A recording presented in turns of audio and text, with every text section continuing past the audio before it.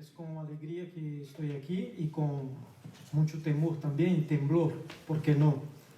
Porque siempre es una gran responsabilidad poder hablar de la palabra de Dios y sobre todo en estos días, ¿no? Porque vemos como lo que fue dicho por el pastor, ¿no? Por este movimiento que está sucediendo, ¿no? Para que el Evangelio no sea predicado, para que el Evangelio sea sofocado. Pero eso será imposible porque la palabra no es del hombre, la palabra es de Dios. Amén. Y la obra es de Dios. Y cuando la obra es de Dios, el hombre no puede parar. Amén. Y yo en esta mañana, con la gracia de Dios, quiero hablar de un asunto, de un tema que tenemos que ponerlo en nuestra vida diaria. Porque si no somos capaces de practicar eso que vamos a hablar esta mañana, estamos muy mal encaminados, hermanos, porque el Evangelio se basa en práctica, en ser prácticos. El Evangelio, a la diferencia de otras filosofías, podemos llamar, religiones o cosas así, el Evangelio está centrado en la práctica, en practicar. Porque si estamos aquí en esta mañana, si venimos a la iglesia, no es como un club social, no es para estar aquí, para pasar un tiempo o para de alguna manera decir, mira, estoy bien con Dios, pero a lo largo de la semana hago lo que me parezca y venimos a los domingos para medio que suavizar las cosas. No se trata de eso. Estamos aquí porque queremos un cambio de verdad en nuestras vidas. Estamos aquí porque creemos en eso. Estamos aquí no por los beneficios que Dios nos puede dar. Dios nos puede dar muchas cosas, pero no se trata de las cosas de que Dios puede te dar. Se trata de las cosas que Dios quiere hacer en tu vida. Amén. Porque muchas veces hay personas que se frustran, abandonan su fe, porque no logran las cosas que piden a Dios. Y no ven estas cosas siendo hechas, siendo realizadas, y se frustran por ello. Y olvídanse de una gran cosa que es la salvación. Esa es la mayor obra que Dios puede hacer en la vida de un hombre. Si nos ponemos aquí a preguntar a cada uno de ustedes, seguramente habrá muchos testimonios de lo que Dios hizo en tu vida. De la transformación grande que Dios hizo en su vida a través de la palabra. Amén.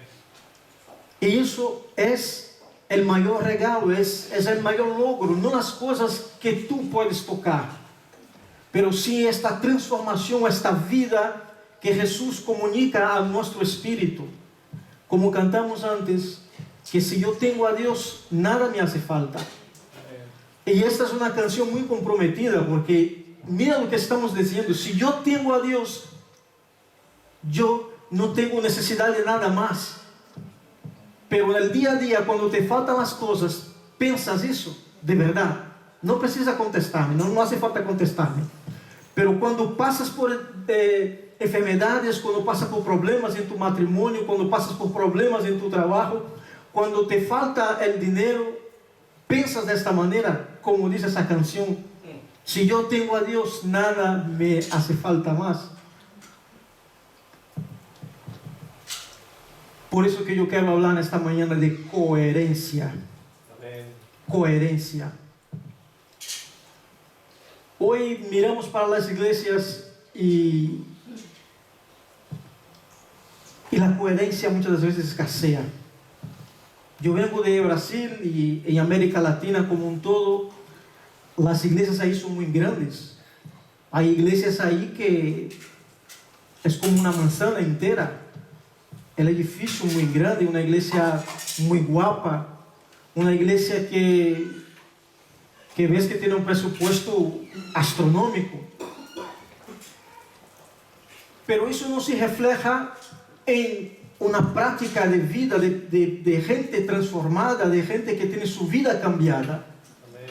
Muchas veces, a nuestro pesar y con mucha tristeza digo eso, se resume apenas a personas que están ahí en busca de algo, en busca de un favor de Dios para su vida material. Porque se habla mucho de eso, hay la famosa teología de la prosperidad. Y eso duele porque no hay coherencia en lo que se predica, porque estamos aquí para aprender de Dios. Estamos aquí para ser personas mejores, ¿verdad? No es para eso que estamos aquí, para ser personas mejores. Y la gente nos mira de esta manera. La gente de fuera nos mira de esta forma.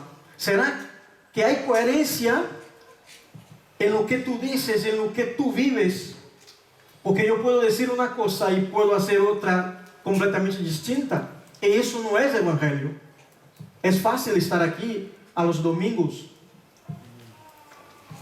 oír la palabra, hablar de la palabra, saber versículos de memoria. Eso cualquiera lo puede hacer. El complicado está en practicar, poner esto en nuestras vidas. Aleluya.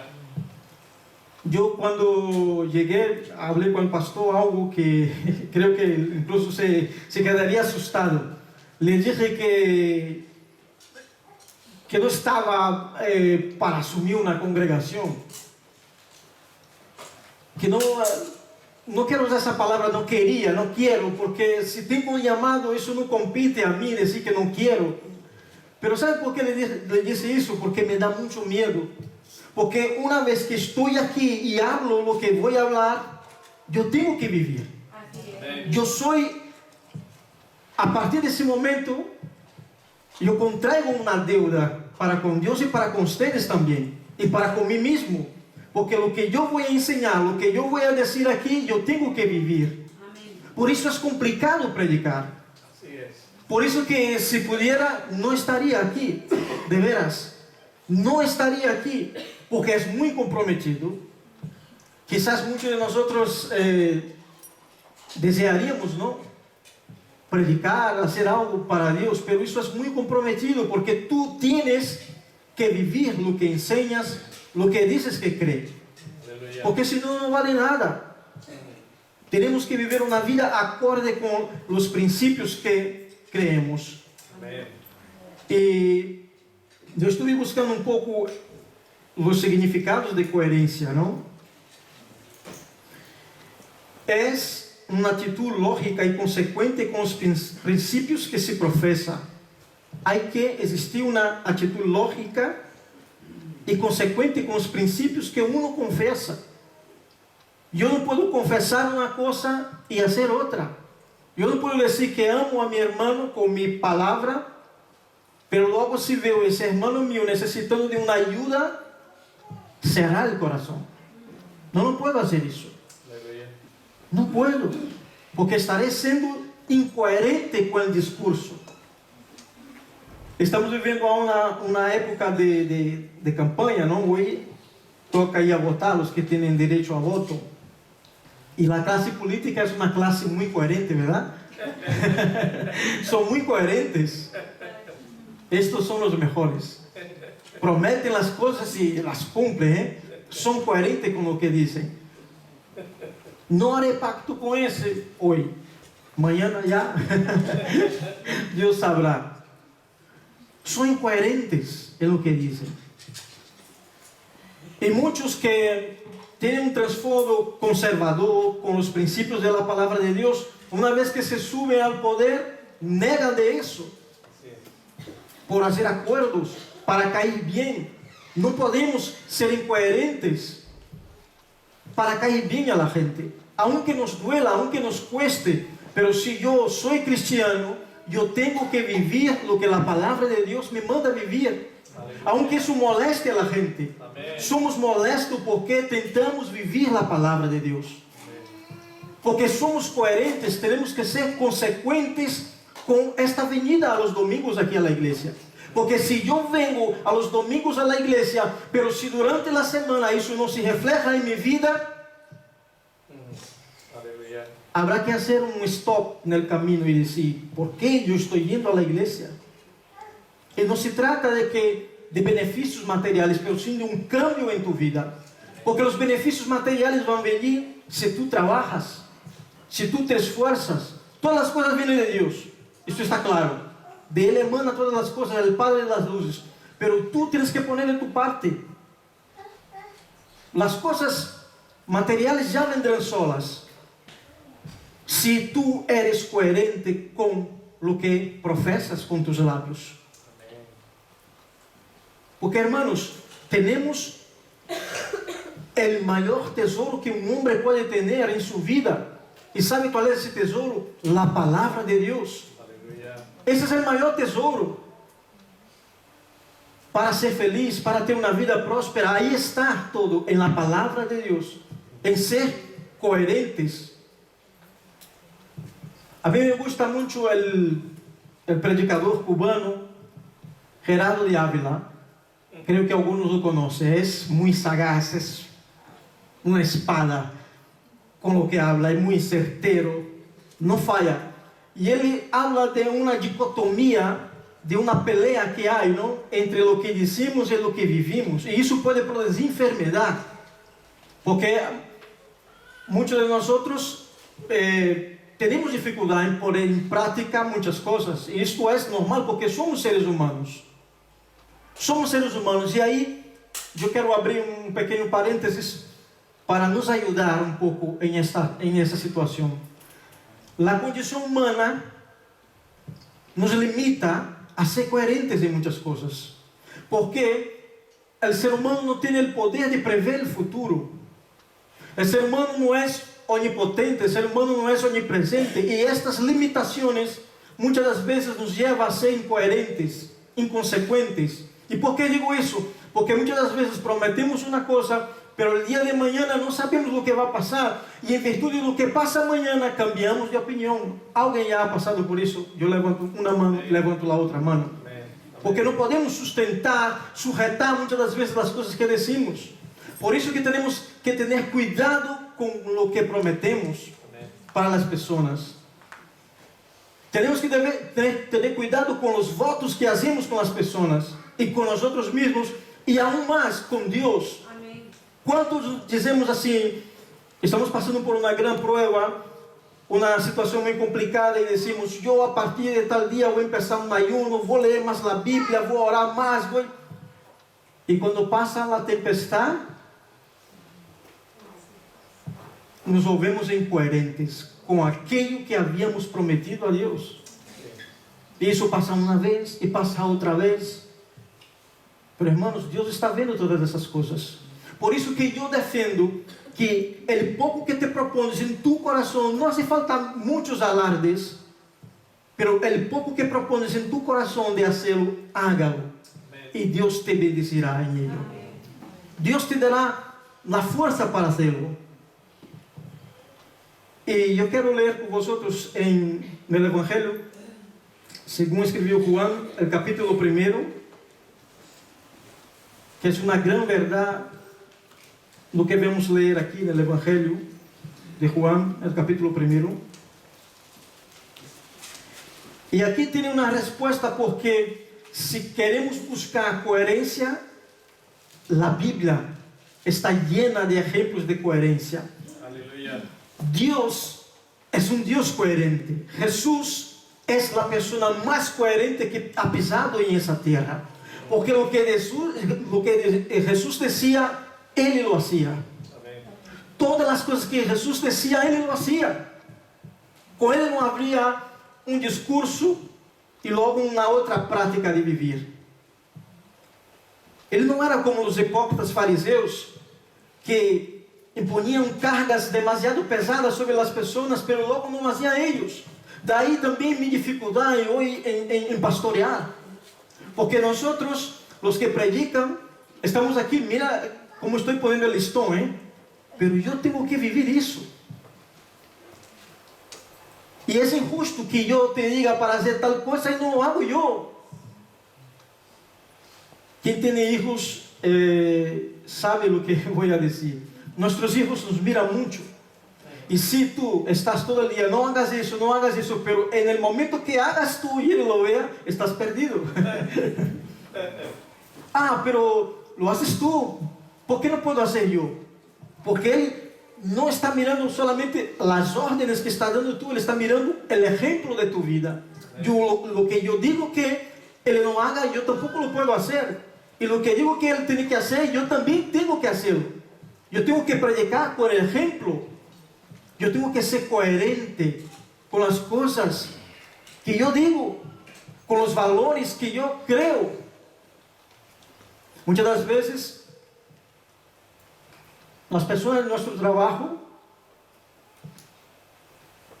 son las que de alguna manera tienen una noción del tipo de cristiano que somos. Porque ellos viven con nosotros mucho más que aquí en la comunidad de los hermanos. Estamos aquí un par de horas y ya está. Pero la gente que está contigo 8 horas, 7 horas, esta sí sabe de tu proceder. Tu familia sabe de tu proceder.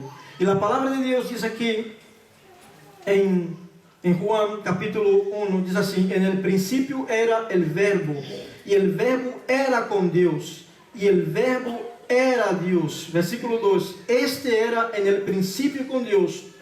Todas las cosas fueron hechas y sin Él nada de lo que ha sido hecho fue hecho. En Él estaba la vida, y la vida era la luz de los hombres. La luz en las tinieblas resplandece, y las tinieblas no prevalecen contra ella. En el principio era el verbo. El verbo aquí es palabra, es el logos. ¿Y qué principio estamos hablando aquí? Estamos hablando del principio de Génesis. Estamos hablando de la creación, del principio de todas las cosas. Ahí estaba el logos. ¿Y quién es este verbo? ¿Quién es este verbo? Jesús. Vemos cómo hay ahí una armonía cuando Dios se propuso a crear el mundo. ¿De qué manera Dios ha hecho que las cosas vinieran a existir? ¿De qué manera? Con la palabra, con el verbo. Y haya luz, y así fue. Y Dios ordenó, y la palabra, o sea, Jesús estaba presente en la creación del mundo. Hay una armonía completa y total entre el Espíritu de Dios, el Jesús y el Padre. Hay una armonía entre la obra de Dios. Hay una armonía entre la obra de Dios y la palabra de Dios. Porque la palabra de Dios es el propio Jesús, es el verbo. Por eso que hay coherencia, porque este verbo se ha hecho carne entre nosotros. Hay una coherencia. No hay ahí una palabra y luego una otra práctica. Y aquí también quiero hablar de una cosa que muchas veces nosotros medimos a las personas por las cosas que ellas hacen, tanto para bien como para mal. Si miramos a un cantante famoso o un artista famoso, por las cosas que esa persona hace, por las cualidades en su canción o en sus cuadros, se suele dar mucho valor a esta persona, por la obra que ella produce. Yo estuve mirando algunos personajes así famosos, de gente famosas, ¿no? Algunos contemporáneos que vivieron en nuestros tiempos, que de alguna manera son idolatradas por las cosas que hicieron con sus manos. Pero luego estas personas tienen grandes fallos en su carácter, tienen grandes problemas en su carácter, que su carácter, que su manera de vivir no corresponde con las obras que ellos hacen. A citar un ejemplo, todos aquí conocemos esa empresa que produce, que fabrica el iPhone, ¿no? Todos conocemos a Steve Jobs. Si miras un poco la biografía de este hombre, es tremendo. Incluso hay algunas películas que falam de su biografía. Es interesante que en su biografía no ocultaron sus defectos. Él tuvo una hija y luego no la reconoció. Era una persona muy rara, un tipo distinto. Alguna vez estaba por la oficina sin bañarse, sin ducharse. Y luego su obra es, de una cierta manera, puesto por las nubes. Y de verdad son productos muy buenos. Pero eso no quiere decir que la obra, lo que hizo ese hombre con sus manos, con su capacidad, sea lo que es en su vida. Hay una diferencia. Lo mismo pasa con nosotros cristianos. Muchas das veces podemos hacer cosas buenas, pero muchas das veces esas cosas buenas que estamos haciendo sirven apenas para enmascarar lo que no somos en esencia. Y nos preocupamos de hacer cosas buenas para la platea, para la multitud, para la galería. y nos olvidamos de ser personas buenas. Y ahí hay un problema. Y hoy vivimos en la época de las redes sociales, ¿no? Yo tengo algunos amigos ahí en Brasil, pastores, y estão sempre aí postando fotos de las reuniões, del culto, quantas pessoas foram salvas, quantos foram bautizados, quantos isso, quanto el outro. E eu paro e penso, ¿para quê? ¿Por quê? Eu sei a resposta. É para medir forças. Para dizer, mira a quantidade de gente que está no culto. Mira quantas pessoas há aqui. Para alimentar su ego. Não é para a glória de Deus. Porque hoje estamos vivendo uma época muito peligrosa, que é muito fácil correr uma câmera de um móvel e começar a falar coisas buenas e subir a Facebook, não sei o que, e pintar uma imagem de coisas que não somos. Uma imagem virtual que não é coerente com a pessoa que somos em realidade. E a gente se deixa levar por isso, por perfis de gente que habla coisas maravilhosas, mas que em sua vida está muito lejos de los princípios que confessa. Ou seja, é uma pessoa incoerente. E nos deixamos levar por estas pessoas, por estes. Agora há um término de moda que são os influencers. Gente que não dá um palo d'água. Que está todo dia fazendo isso, fazendo aquilo, e ganhando dinheiro e não sei o que, mas suas vidas necessitam de Jesus. Amém. Assim como nós também necessitamos de Jesus para sermos pessoas coerentes com o que decimos, com o que professamos crer. Amém. Porque o que dijo Jesus? Se os amais uns aos outros, assim conocereis que sois meus discípulos. Assim conocereis que sois meus discípulos. E nós, com uma facilidade muito grande, nos enojamos com as pessoas que estão em nosso entorno, inclusive na congregação. Isso é tremendo. Já não digo com a gente de fora. Nós deveríamos ser conhecidos por uma boa prática de viver, não por as vestes, não por a maneira como nos vestimos. Que essa é outra, hein? Essa é outra, que miramos essas megas igrejas, estes pastores como vão, com ternos de 3.000 euros, com uns sapatos mais chamativos, e há uma incoerência muito grande, porque eu miro para Jesus, quando estava predicando, a palavra não relata, não há nenhum relato de que Jesus tinha uma roupa que se diferenciava dos demais, ele era como um mais. Jesus não tinha bienes, não tinha possessões, mas hoje nas igrejas se nota quem, digo dessas megas igrejas, não? Mira para o coche que tem o pastor. Irmão, não estou em contra de que as pessoas prosperem, pelo que duele é que esta pessoa está prosperando do evangelho. Veja-se as comillas, ¿eh?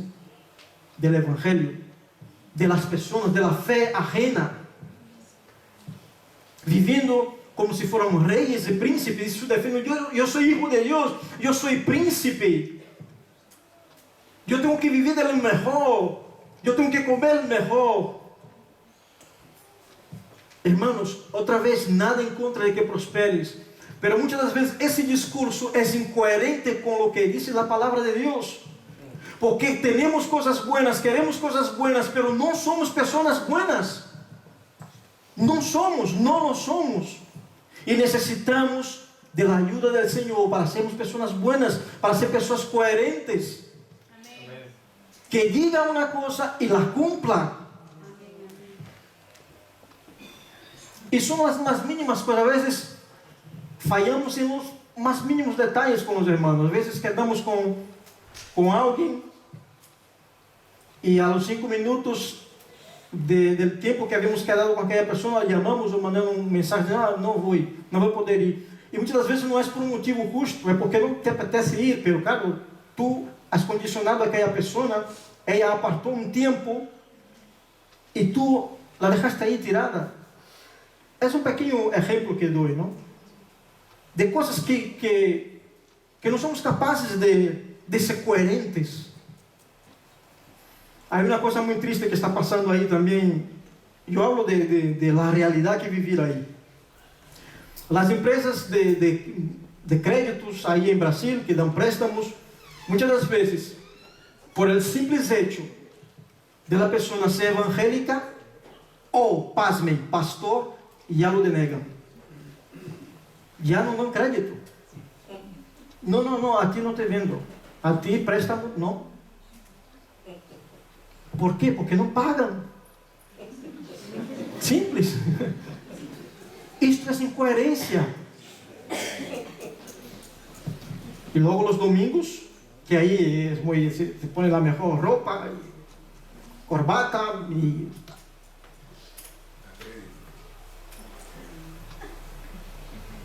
por fora tem uma aparência, não, de piedade. Hipócritas, fariseus. Já lo decía Jesús, hermanos, es una palabra dura, pero necesitamos, es el tiempo, hermanos, de ser coherentes, de vivir el poco que sabemos. Tenemos que vivir. No hace falta que tú seas un erudito en la palabra de Dios, pero el poco que sabes tienes que poner por obra. Tienes que ser coherente con lo que crees. No puedo tener discursos muy buenos, creencias muy buenas, si luego mi vida diaria no refleja lo que yo profeso con mis labios. No puede haber una dicotomía, una separación entre lo que yo digo y lo que yo hago. No puede haber una diferencia. Hay que andar en consonancia, hay que andar junto. Lo que yo digo y lo que yo hago y lo que yo soy. Esse tempo também me ha servido para me descobrir. Sabes, passei 3 anos aí e vou confessar uma coisa. Sabe quanto tempo eu tenho que não predico, que não subo a uma plataforma como essa para estar predicando? 3 anos. Essa é a primeira vez que predico. Aleluia. Antes de vir aqui à Espanha. Aleluia. Amém. Isso me emociona e me toca, porque oportunidade tuve muitas aí de predicar, pero sempre me punha a la defensiva. Pero Deus ha estado ministrando em minha vida. Eu não posso me esconder. Amém. Tu não podes esconder-se. Se Deus te chama para fazer algo, tens que fazê-lo. E todos nós temos um chamado para sermos praticantes da palavra, todos os que estamos aqui, porque de nada vale, hermanos, vamos estar enganando a nós mesmos, como está escrito lá em Santiago, seremos apenas oidores da palavra, que oyen a palavra, pero é como um homem que se mira no espejo e logo já não se acorda da cara que tinha. Assim seremos nós, seremos olvidadizos, e não podemos ser olvidadizos da palavra. Temos que escuchar a palavra e temos que tentar poner por obra. Porque se eu confesso, se eu creio que Deus é poderoso, que sua obra é harmônica, é coerente, eu tenho que tentar viver isso. Porque a obra de Deus, a Bíblia, como já he dicho, é o livro mais coerente. Jesus é a pessoa mais coerente, porque o que Jesus dijo, Ele lo hizo. Ele dijo que iba a amar sus inimigos. E quando estuvo aí em la cruz, e aquele outro dizia, pero se tu eres el Salvador, salva-te e tal, e começou a insultar-lhe. E quando Jesus estuvo aí a ponto de morir, que dijo Jesus? Padre, perdona, porque não sabe o que fazem. Perdonou a seus inimigos. Quando estuvo aí em Getsemane, aquela oração tão dura e tão profunda que isso dizia que se fora possível que passara de ele aquela copa, pero que não se hiciera su voluntad, pero sino la voluntad de Dios. Así tiene que ser nuestras vidas, hermanos. No es por nuestra voluntad, tiene que ser por la voluntad de Dios. Y no se trata de tener un cargo o una posición de destaque. Todos somos llamados a ser auténticos servos de Deus. Todos somos chamados a viver uma vida de coerência. Amém. Una vida que va de acorde, porque el mundo espera eso de nosotros. La gente que está ahí fuera demanda eso de nosotros. Porque como bien decía el pastor, la gente, sobre todo aquí en Europa, no saben lo que es el Evangelio. No saben. Tienen una imagen distorsionada. Lo que ves es una caricatura. No saben que somos nosotros. No saben, porque saben que significa cristianos, son pequeños cristos. Y eso es muy fuerte. Tú és llamado para ser um pequeno Cristo, ser imitadores de Cristo. Não somos chamados para imitar os influencers, os predicadores, esta gente que está de moda. Não somos chamados para isso. Somos chamados para imitar a Jesus. Não somos chamados para admirar as grandes obras que as pessoas fazem. Não somos chamados para isso. Somos chamados para imitar a Jesus, porque a obra maior foi feita por Ele. Não há obra maior, não há obra mais maravillosa que a criação do mundo. O mundo é perfeito, irmão. A natureza é perfeita porque Deus la criou através de Jesus. Jesus é a palavra. Jesus é a palavra, o verbo que se hizo carne, o verbo que estuvo presente no momento que o mundo foi criado. Por isso que há esta harmonia, porque esta palavra estuvo presente. O ser humano é maravilhoso. E é tremendo como o ser humano é capaz de fazer coisas tão belas e a la vez também fazer coisas tão malas. ¿Verdade? Não escasseia exemplos de gente que dona sua vida em causa de outro. Não hace muito que o irmão que é missioneiro, o pastor que é missioneiro aí em Moçambique, que obra tão tremenda, não? Que hace esse homem, que coisa maravilhosa que hace esse homem aí em Moçambique. Mira nós outros onde estamos. E mientras aqueles irmãos estavam aí, e sua igreja era uma cruz, apenas em havia aí um sítio onde estavam eles, mas não havia teto, não havia nada. Mira onde estamos, há teto, há sillas guapas. Estamos muito cômodos, muito acomodados na famosa zona de conforto, porque não queremos comprar esta pelea de ser coerentes, de involucrar-se, porque ser coerente demanda involucrar-se, não venir como mais um. Involucrar significa também aportar economicamente.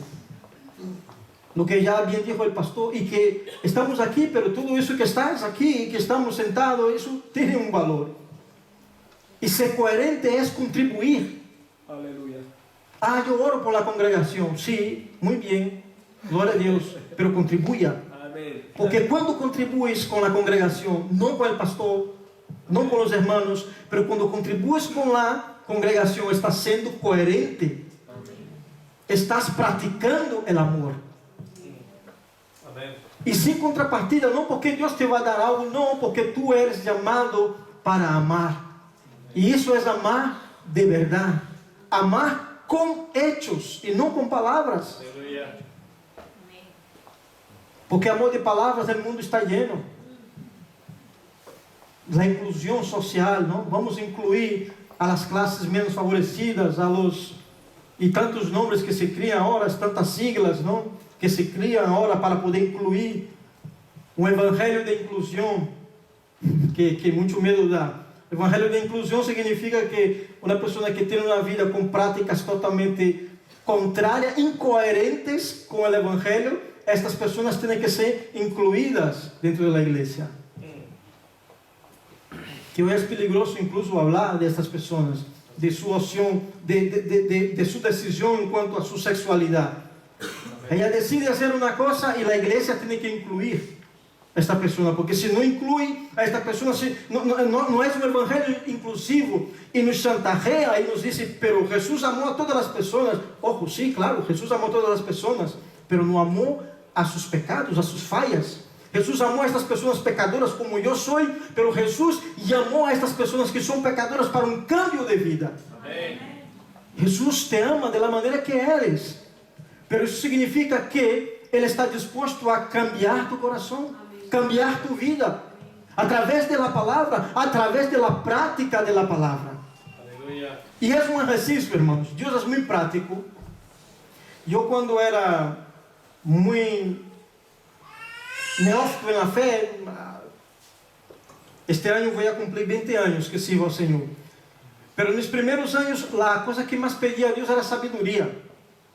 Pedía mucha sabiduría. Dios, dame sabiduría, dame sabiduría. Y Dios no envió ahí una porción, boom, en mi cabeza, y ahora tú eres sabio. No. ¿Sabe cómo se vino? Y no es que yo soy sabio, ni mucho menos. Pero el poco que aprendí fue a través de leer. Yo empezaba a ver cosas, encontraba ahí revistas de mi madre, la escuela dominical, leía la Biblia. Así vino la sabiduría. Otra cosa, muchos, ¿quién ora pidiendo amor? Dios, dame amor para que yo pueda amar a los hermanos. ¿Quién ora así? El amor no va a venir así, un angelito, ¿no? Con alas y con una flecha y esas cosas. No, no va a venir así el amor. Dios va a poner personas en tu camino que sean repugnantes. Personas que son difíciles de tratar. Personas que quieren tu mal. Esa es la mejor manera de ejercitar el amor, porque el amor se ejercita. El amor se practica. Y tú y yo vamos a practicar el amor a medida que amamos a estas personas. Es práctica, es coherencia.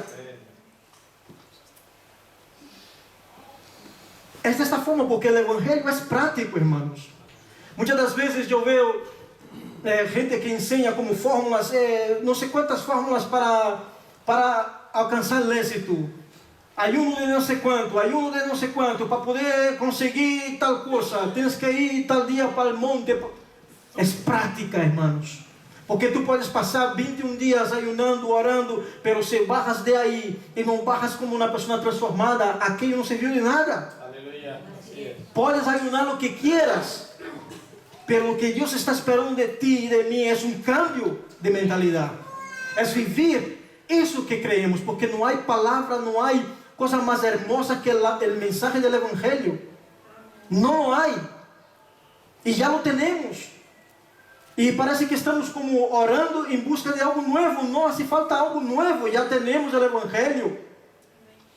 ¿Y qué falta? Coherencia. Falta practicar lo que es tan bello que es la palabra de Dios.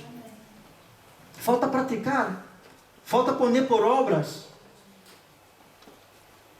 Porque el mundo está lleno de gente y de ejemplos y personas que dicen cosas maravillosas, que hacen cosas maravillosas, que dicen, mejor dicho, que dicen, pero no lo hacen. Que hay discursos muy bellos, ¿no? Como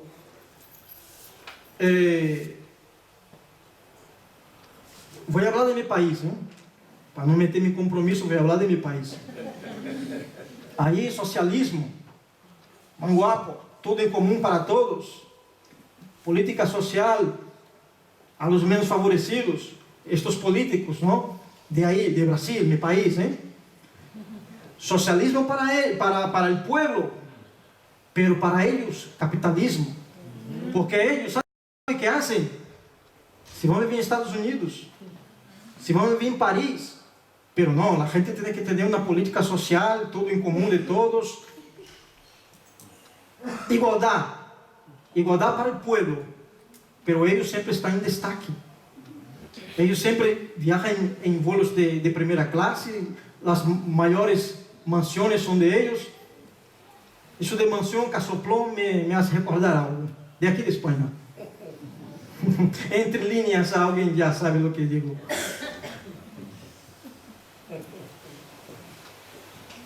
Y yo miro para Jesús, miro para el Evangelio y me pone muy triste eso. Porque Jesús no tenía nada. Jesús no tenía ni casa. Algunos se presentó a Jesús: maestro, quiero ir a tu casa. Chico, eso yo no tengo nada, chaval. el Hijo del Hombre no tiene ni donde recostar la cabeza. Y de hecho Jesús no tenía posesiones. Pero te pregunto, ¿hubo alguien más importante que ha vivido en esta tierra? No.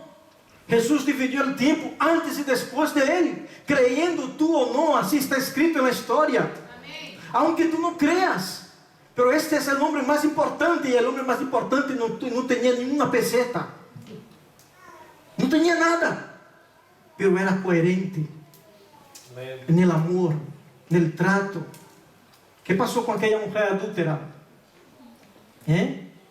Todos querían matarla, apedrearla. Jesús, quien no tiene pecado, que tire la primera piedra.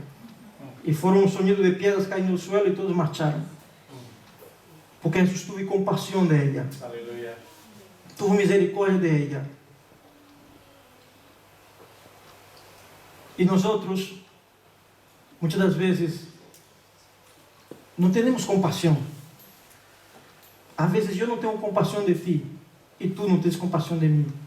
¿Por qué digo eso? Porque a veces yo como ser humano estoy sujeto, y sobre todo en estos tiempos, de pecar, hermanos. De cair, de fallar. Y muchas das veces yo puedo fallar. Y muchas das veces confeso este pecado, esta falla. ¿Y qué pasa? Tú cambias conmigo. Es bíblico confesar nuestras culpas unos con los otros, pero ¿será que tú estás dispuesto y tienes estructura para aguantar lo que yo tengo para te decir? Porque yo no soy santo. ¿Tendrás amor para saber que yo no soy ese tío que está pasando esa imagen ahora aquí de que no, soy un pecador, hermanos? Aleluya. Soy un pecador. No pienses tú que porque estoy aquí, que no pego, que no tengo problema, te equivocas. Me gustaría tener mi mujer aquí hoy, pero no está, porque mi hijo está con fiebre y pasó toda la noche con fiebre y no pudo estar aquí. Y ella me recordaba, hace más de 3 años que no predicas.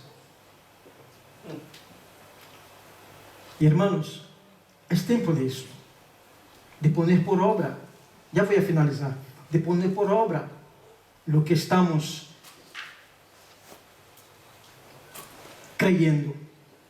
Porque el tiempo ya se aproxima, porque las cosas no van a mejorar. No van a mejorar.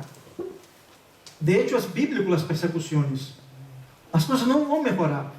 Los gobiernos no se van a abrir, va a crear una ley para facilitar que abra las congregaciones. No. Vamos muy mal encaminados si pensamos eso. Aleluya. ¿Y saben por qué? Porque hoy estamos viviendo una guerra cultural. Hoy lo que es la cultura está tomada por ideologías, por pensamientos contrarios a la palabra de Dios. Amén. Y de una cierta manera esto es culpa nuestra, porque dejamos que esta gente ocupara todos los puestos de la sociedad, porque nos entramos en una burbuja. No hay cantantes cristianos, hay alguno que otro. ¿Pero por qué? Porque creamos en nuestro mundo gospel, ¿no? Ahí en Brasil se habla mucho eso. Se creó una industria, se creó personas que son artistas, pero para nuestro propio mundo, música es música, hermanos. Y yo creo que un buen músico, aún sin hablar de Dios nominalmente, puede hablar mucho más de que canciones de gente que se dice cristiana. Y de esta manera el mundo sería alcanzado. ¿Dónde está Marcelo? Marcelo, ahora ahí está. Es un músico. ¿Y por qué que él no puede brillar a través de la luz del Espíritu Santo en otros lugares que no sea aquí dentro? Si él tiene estructura para tal, así sucederá. A mí me gustan mucho las series. Mucho, películas también. Pero es complicado ver una serie, una película que no tenga cosas que ya sabes tú, ¿no?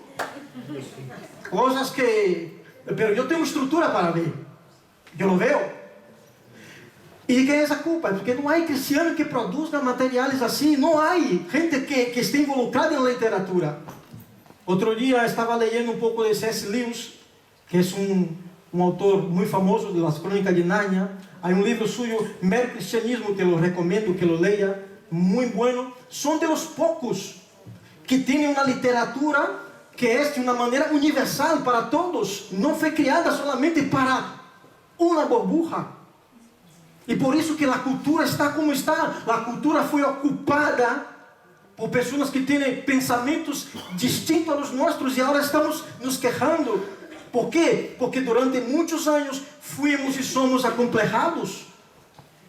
Hacemos cosas solamente para nosotros, solamente para dentro, mirando para o umbligo solamente, e não ocupamos os espaços que deveriam ser ocupados. E sabe por que passa isso? Porque não somos coerentes. Porque muitas das vezes Deus não permite, sabe por quê? Porque muitas vezes tu vas entrar aí e tu vas ter que remar contra a corrente. E mais de um não vai poder ter, não vai aguentar. E sabe por que não vai aguentar? Porque vai confiar em suas forças. Irmãos, não é nossa força, é a força que o Senhor põe em nós. Amém? Amém? Amém? E com isso quero finalizar, dizendo que o Senhor nos ha chamado a uma vida de coerência, de praticar o que decimos. Já empieza já. Essa é uma palavra que já pode começar a praticar agora. Não espere para depois, não. É agora. A pensar. Eu sempre que hablo alguma coisa que vejo que está mal, meu coração se entristece em seguida. Não sei se te passa isso. Quando vês que eché a pata, em seguida meu coração se entristece. E nada mais poder em meus pensamentos já vou pedindo perdão a Deus. Deus, perdona-me porque falei uma coisa que não deveria. Devemos praticar isso. Porque Deus nos ha chamado a praticar o Evangelho e não admirá-lo. Está maravilhado. Mira que palavra que predicou. Não. Fomos chamados para praticar. Aleluia. Uma palavra guapa, uma palavra que te levante o ânimo. Sim, está bem. Pero melhor que isso é praticar a palavra. Amém? Que Deus os bendiga.